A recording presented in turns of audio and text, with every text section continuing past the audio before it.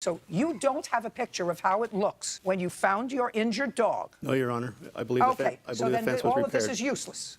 Okay. Because I can't tell from these pictures whether one of your little dogs went onto their property and then came back. Because certainly from these pictures, a 70-pound dog couldn't get in. If this was open, they could have, but that's not what I'm seeing in your photographs. Do you understand? I understand, Your Honor. Okay, I good. believe the fence had been repaired before I came home. What you believe is not relevant to me. I understand that.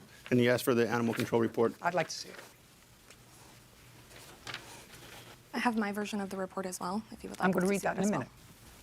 Well, at least this version of the report indicates that the animal control officer actually observed your dog breaking the fence. That's incorrect. You don't know that. How could you tell? How could you say? We were how would never you- informed. I don't care what you were informed about. It said when the animal control officer was there, several sections of the fence were old and weakened. While we were inspecting the fence, a medium-sized black dog at the, and crossed out name, began tearing at the fence and broke a slat when he observed the complainant's own dog near the fence. You have a medium-sized black dog?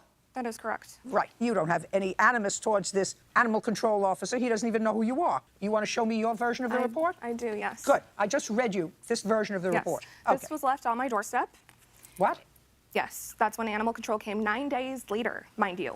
Just a second. What I'm telling you is, on the 2nd, the animal control officer came to speak to him the day after the incident. Open up your brain. Observed your dog breaking through the weakened slats. Do you understand what the animal control officer said? I do. Fine. Whether he left this on your door 9 days later and whether he left it on your door the same day and you, your husband, or whoever else lived there ripped it off, I don't know, because that's what people do.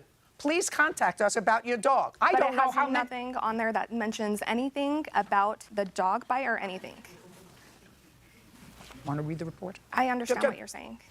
All your dog's licenses are expired. That is correct. They have Why? been fully Why? fully licensed since this day. That would be my fault. I work 60 hours a week, and I hadn't had time to get to it, so I hadn't relapsed. I don't care. Okay, can I have the vet bill, please? Then I'm going to have a discussion with you, Mr. Rose, because I don't think that you are without fault. I agree, Your Honor. Why do you think you're at fault, Mr. Rose, at least partially? The fence is old, and I've been repairing it. I have not been able to repair all of it. Budget is a limiting factor to me. So I repaired it as much as I could. In fact, the weekend that this happened, I'd put about $200 into repairs on the fence that very weekend, where the fence was broken through, where we believe the dog came through this time. I hadn't had money to get to that part of the fence yet. That's not the only reason why I think you're at fault. I think you're at fault because, according to you, there was a prior incident involving another of your small dogs Yes, that's correct, Your Honor. that you didn't make a big fuss over, according to you. You took care of that dog yourself, and you didn't bother the defendants with that bill. But there was a suggestion in your complaint that you believed that their dog was responsible for that injury as well. I have a witness that saw it happen, Your Honor. Even more damaging for you, because despite that fact, you kept the doggy door in place in your house, which means that despite the fact that you may not have had any cash on hand to adequately repair the fence, very easily could have taken out the doggy door until you had the money. And you were on notice that it happened before.